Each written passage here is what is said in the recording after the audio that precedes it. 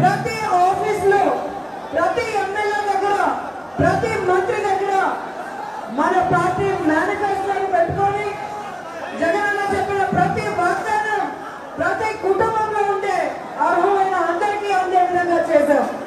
కానీ కూటమి ప్రభుత్వంలో ఈరోజు వారి మేనిఫెస్టో వారే మర్చిపోయి ఈ కార్యక్రమాన్ని మనం స్టార్ట్ చేశామని వాళ్ళు కూడా కాపీ క్యాట్ లాగా తొలి అడుగు అంటే తప్పటడుగులు వేసుకుంటూ ఈరోజు కార్యక్రమాన్ని స్టార్ట్ చేయడం మీ అందరూ కూడా చూశారు. మనం వెళ్ళినట్టుగా ప్రజల్లోకి వెళ్ళి ప్రతి ఇంటి ముందర మేము మీకు ఇది చెప్పాం, ఇది చేశాం అని చెప్పే దమ్ము ధైర్యం ఉందా అని అడుగుతున్నా.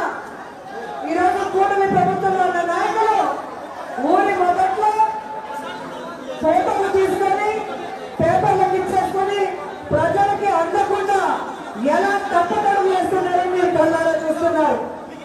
అలాంటి వాళ్ళకి నేను చెప్తున్నా, ఈరోజు మీరు ప్రజలను మోసం చేస్తే ఊరుకునేందుకు ఈ పక్కన ఉన్నది లోకేష్ కాదు. ఈరోజు మీటింగ్ పెడితే 50 మంది రావాలి, 500 మంది రావాలి అని చెప్తే ఈ పక్కన ఉన్నది లోకేష్ పార్టీ కాదు.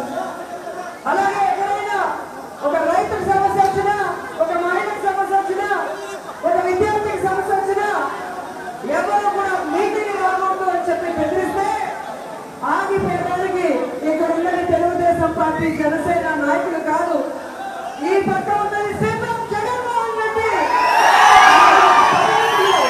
అన్న విషయాన్ని గుర్తు పెట్టుకోవాలని సందర్భంగా తెలియజేసుకుంటున్నారు.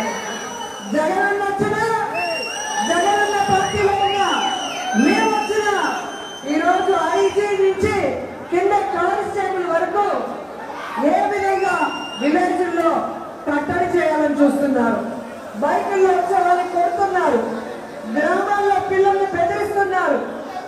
ఈరోజు ఫ్లెక్సీలన్నీ తీసేస్తూ ఈరోజు ఒక పొలిటికల్ పార్టీలో కార్యకర్తల్లాగా పోలీసులు పనిచేయడం చూస్తుంటే చాలా సిగ్గుచేటని కూడా సందర్భంగా తెలియజేసుకుంటున్నారు. పోలీసులు లా అండ్ ఆర్డర్ కాపాడడానికి పనిచేయాలి.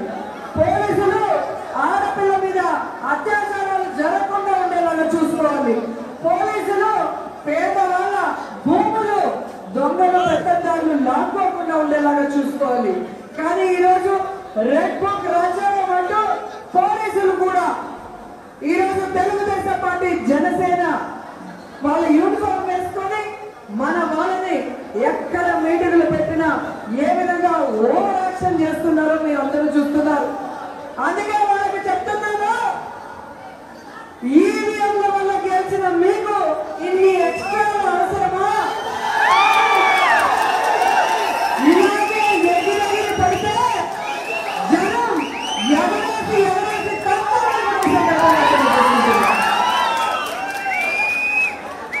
మొదటిసారి ముఖ్యమంత్రి అయినా, వయసులో చిన్నవాడైనా జగన్మోహన్ రెడ్డి గారు ఈ రాష్ట్రంలో సంక్షేమ ప్రభుత్వాన్ని తీసుకొచ్చారు.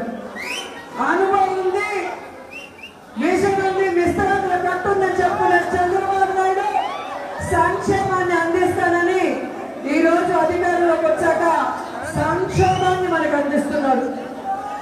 జగన్మోహన్ రెడ్డి గారు తాను చెప్పిన స్కీమ్లన్నీ కూడా లబ్ధిదారులైన పేదవాళ్ళకి అందించే ప్రభుత్వాన్ని ఇస్తే ఈ చంద్రబాబు నాయుడు స్కాములు చేసుకుంటూ ప్రజల్ని గాలికి వదిలేసే ప్రభుత్వాన్ని తీసుకొచ్చాడు.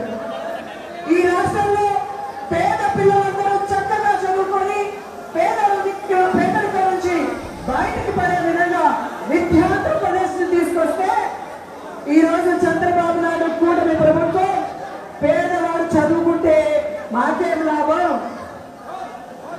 ఈ పేదవాడికి చదువు అవసరమా, ఓటేస్తే పెద్దోడికి మద్యం ఇస్తే చాలు అని ఈ రాష్ట్రాన్ని మధ్యాంధ్రప్రదేశ్ గా మార్చే ప్రభుత్వాన్ని తీసుకురావడం మనం కళ్ళారా చూస్తున్నాం. ఈ విధంగా ప్రజల గురించి, ప్రజల కష్టాన్ని ఎలా దూరం చేయాలి, ప్రజలకు ఎలా మంచి చేయాలని ఆలోచించే జగన్మోహన్ రెడ్డి గారు ఒకవైపు అయితే, ప్రజల్ని ఓట్ల వరకు ఎలా మోసం చేయాలి, ఆ ఓట్లు వేసుకున్న తర్వాత ఎలా మోసం చేయాలి అనేది చంద్రబాబు నాయుడు ఆలోచిస్తున్నారు. ఈరోజు మీరు చూస్తే ఈ కల్తీ ఈవీఎంల వల్ల గెలిచిన చంద్రబాబు నాయుడు తన ప్రభుత్వంలో రైతులకి కల్తీ విత్తనాలు ఇస్తున్నాడు, పిల్లలకి కల్తీ భోజనం పెడుతున్నాడు. జగనన్నేమో గోరుముద్ద అంటూ 5 రోజులకి 5 రకాల భోజనాలు పిల్లలకి రుచికరంగా చేసి పెడితే ఈరోజు చంద్రబాబు నాయుడు బొద్దికి వేసిన భోజనం, జర్రు వేసిన భోజనంతో ఈరోజు ఏ విధంగా చేస్తున్నారో మీ అందరూ కూడా చూస్తున్నారు. పోనీ క్వాలిటీ మందిస్తానని మందుబాబుని మోసం చేసిన చంద్రబాబు నాయుడు ఈరోజు కల్తీ మద్యంతో వారి ప్రాణాలను ఎలా తీసుకుంటున్నాడో కూడా మీరు అందరూ కూడా కళ్ళలా చూస్తున్నారు. ఇవన్నీ చూస్తున్నప్పుడు నాకు ఒకటి గుర్తొస్తుంది. 3 కోట్ల బొమ్మలు ఉన్నాయి చూసారా?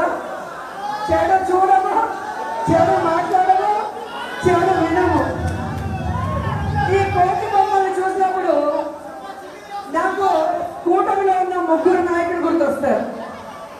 ఈ రాష్ట్రంలో అరాచకాలు జరుగుతున్నా, ఈ రాష్ట్రంలో అన్యాయం జరుగుతున్నా, ఈ రాష్ట్రంలో ప్రజలు అల్లల్లాడిపోతున్నా కళ్ళు కనిపించినట్టు చంద్రబాబు నాయుడు కళ్ళు మూసుకొని ఉంటాడు. ఈ రాష్ట్రంలో 10th క్లాస్ పరీక్ష పేపర్లు సరిగ్గా దిద్దక పిల్లల జీవితాలు నాశనమై వాళ్ళు గగ్గోలు పడుతుంటే, అలాగే ఇంజనీరింగ్ కాలేజ్ బాత్రూముల్లో కెమెరాలు పెట్టి ఆడపిల్లల వీడియోలు తీసి వాళ్ళ జీవితాలను నాశనం చేస్తుంటే, కాలేజ్ పిల్లలంతా వర్షాన్ని లెక్క చేయకుండా ధర్నాలు చేసి అరుస్తుంటే,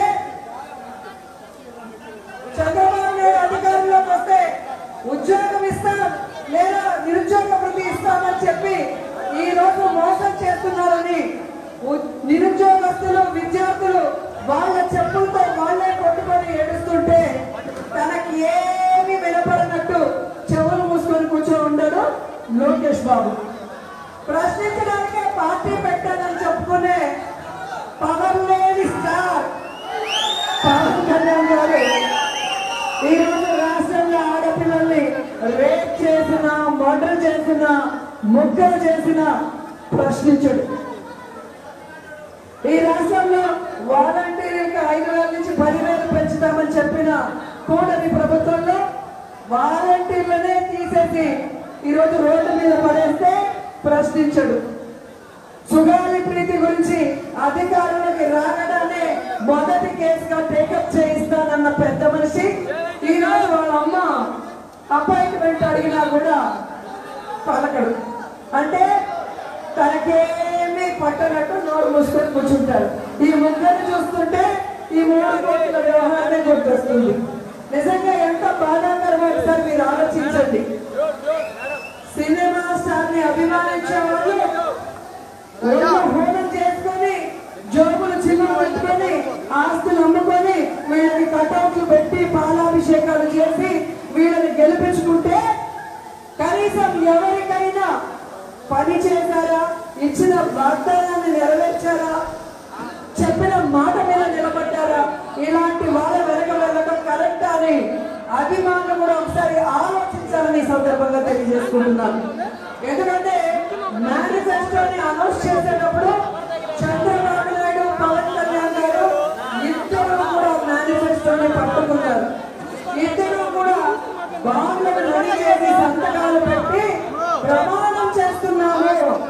2024 ఎన్నికల్లో మేము గెలవగానే జూన్ నుంచే ప్రతి కుటుంబానికి జగన్మోహన్ రెడ్డి గారు ఇచ్చేది కంటిన్యూ చేస్తూ మేము చెప్పినది కూడా ఎటువంటి ఇది లేకుండా అందరి పేదవాళ్ళకి ఇస్తాము, రిస్ట్రిక్షన్స్ లేకుండా అని చెప్పిన వ్యక్తులు ఈ రోజు వాళ్ళు ఇస్తున్న కార్యక్రమాన్ని మీకు చూస్తే ఈ రోజు ఏరు దాటక ముందు ఏటి మల్లన, ఏరు దాటిన తర్వాత బోడి మల్లన చక్కగా వాళ్ళు ప్రవర్తిస్తున్న తీరు మీరు గమనించారు.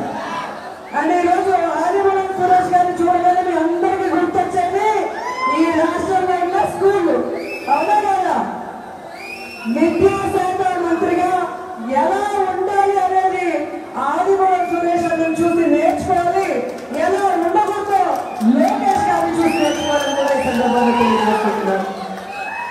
జగనన్న కథలు కన్న విధంగా ఈ రాష్ట్రంలో పేద పిల్లలు చక్కగా చదువుకొని ప్రపంచంలో పోటీ పడి నిలబడి తమ కుటుంబాన్ని ఆర్థికంగా పైకి తెచ్చుకోవాలి అని జగనన్న కలలు కన్న విధంగా అమ్మ ఒడితో ప్రారంభించి స్కూల్స్ నాడు నేడు కింద రెనోవేట్ చేసి వాళ్ళకి చక్కటి జగనన్న కోరుకుందతో పౌష్టికమైన ఆహారం ఇస్తూ చదువుకోవడానికి మంచి బుక్స్ విత్ డిక్షనరీతో ఇస్తూ గౌరవమైన ఒక స్కూల్ యూనిఫామ్ తో ముఖ్యంగా ఆడపిల్లల కోసం రన్నింగ్ ట్యాప్స్ ఉన్న బాత్రూమ్స్ కట్టించి ఈరోజు స్కూల్స్ ని ఏ విధంగా రెనోవేట్ చేయించి ఒక చక్కటి చదువును అందించి చిన్న పిల్లలు కూలీలుగా మారకుండా చక్కటి డాక్టర్లు ఇంజనీర్లు అయ్యే విధంగా చేయాలనుకున్నారు.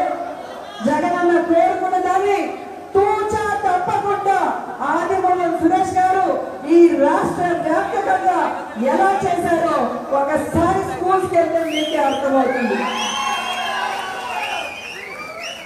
అలాంటివి నిన్న చంద్రబాబు నాయుడు ఒక ముఖ్యమంత్రిగా ఉంటూ 4వ సారి ముఖ్యమంత్రి